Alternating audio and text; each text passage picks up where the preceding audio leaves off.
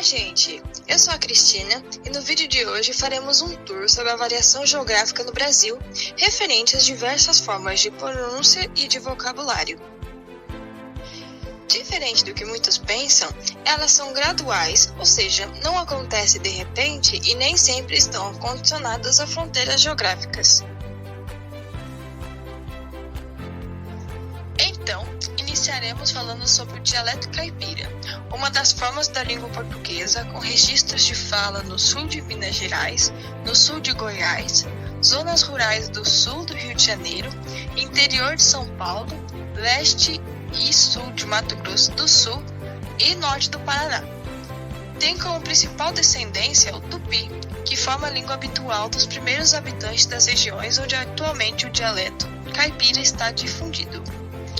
Esse sotaque possui adaptações de fonemas no dígrafo como IH, que são pronunciados com som de I, como ocorre em milho, que se pronuncia mil, e filho, que se pronuncia fio. A adaptação é retirada do R em palavras terminadas com a consoante, como em flor, que fica flor, e amor, que fica amor. Agora falaremos sobre a região sudeste do Brasil, um dialeto com grande influência caipira, em destaque o interior de São Paulo, resultado das influências portuguesas dos séculos XVI e XVII.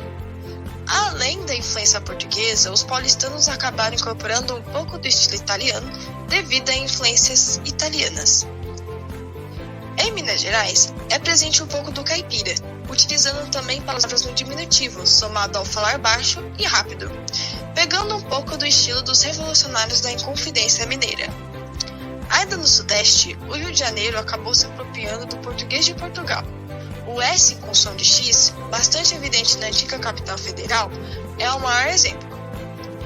Alguns exemplos de gírias da região Sudeste são bolado, que significa preocupado, da hora, significando legal, é fria, demonstrando algo perigoso, jacu, uma pessoa boba e ignorante, larica é fome e quebrado significa sem dinheiro. Descendo o mapa, chegamos ao dialeto sulista, falado na região sul do país, abrangendo principalmente os estados do Rio Grande do Sul, Paraná e Santa Catarina. Mas alguns estudiosos incluem também alguns estados do Sudeste e Centro-Oeste. Mesmo estando na mesma região, certos lugares sofreram influências diferentes, resultando em sotaques diferentes. Começando então pelo dialeto floripano ou manezinho, de Florianópolis. O falar é uma junção do português açoriano com o português madeirense, sofrendo também influência do falar indígena. Partindo agora para o dialeto gaúcho, falado no Rio Grande do Sul e em partes do Paraná e de Santa Catarina. É caracterizado por particularidades em seu léxico, com influências do italiano, espanhol e do alemão. Quanto aos aspectos fonéticos, possui também diversas características particulares, podendo ser facilmente distinguidos entre os demais dialetos brasileiros. A fonologia é bastante próxima do espanhol rioplatense, sendo uma das suas características o ritmo silábico de fala.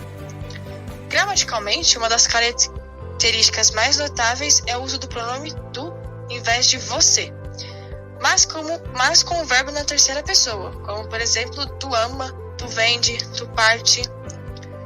Porém, é bastante presente o uso de tu na norma culta.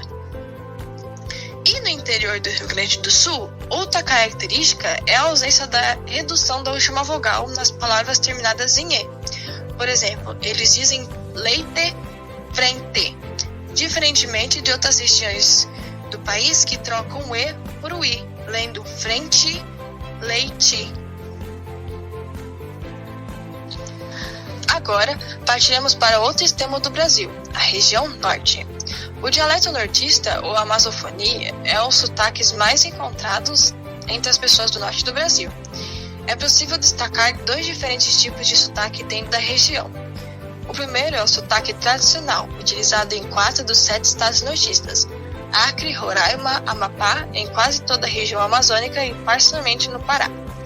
Tem como característica marcante o uso correto da segunda pessoa no singular, como tu fizeste, tu compraste, tu foste, além do uso do R e S, como no dialeto carioca. D com som de DJ, T com som de T Também é notável o som de L e Li, palatalizado com o família e palheto. Pessoas de outras regiões podem acabar confundindo com sotaque carioca, mas existem diferenças primordiais como quase não existe uso de você, usa-se mais a ênclise do que a próclise e não há uso de palavras gingadas. A composição desse sotaque tem como processo histórico a forte colonização portuguesa na região e pouca influência linguística de outros povos.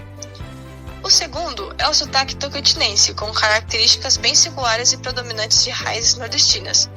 Considera-se o linguajar tocantinense como uma das variações de outras regiões, como o Centro-Oeste e Nordeste. Devido a fatos históricos, o Rio Negro e Solimões divide o modo de falar amazonense. Na região sul, as pessoas usam o S mais sibilando por causa da herança do ciclo da borracha e a influência nordestina. Já a região norte é marcada pelo uso do S chiado, devido à colonização portuguesa e à pouca influência de outros povos.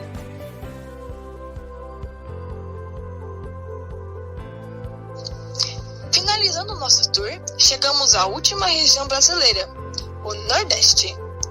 Foi na região nordestina brasileira que a nossa língua portuguesa fixou-se. Claro que isso se inicia na época da colonização entre os estados da Bahia e de Pernambuco. É importante lembrar que as outras partes do Brasil só vieram ter contato com essa influência bem mais para frente. Durante os 2 primeiros séculos de colonização, a Bahia e o Pernambuco foram os 2 maiores centros. A primeira impressão do sotaque nordestino é na velocidade que eles conversam. O dialeto nordestino, juntamente com os dialetos da costa norte, recifense e o nortista, formam o chamado português brasileiro setentrional, em comparação do português falado nos outros estados brasileiros. Agora, veremos alguns termos que são característicos do Nordeste, como por exemplo mangar, que significa zombar de alguém, aperreado, que significa angustiado, estressado. Oxente é uma interjeição que mostra espanto, descontentamento, curiosidade. Ixi Maria é uma interjeição de espanto, contraindo o termo Virgem Maria. Jerimum é abóbora, macaxeira é mandioca ou aipim, canjica é curral de milho e laranja cravo é a mexerica. Infelizmente, ainda se é considerado falar nordestino como algo chulo e errado, não respeitando a formação regional. Segundo Marcos Bagno, a fala nordestina passa a ser retratada como algo grotesco, rústico, atrasado e criado para criar riso entre as pessoas. O choque cultural acaba causando preconceito linguístico entre as culturas e o sotaque nordestino costuma ser satirizado.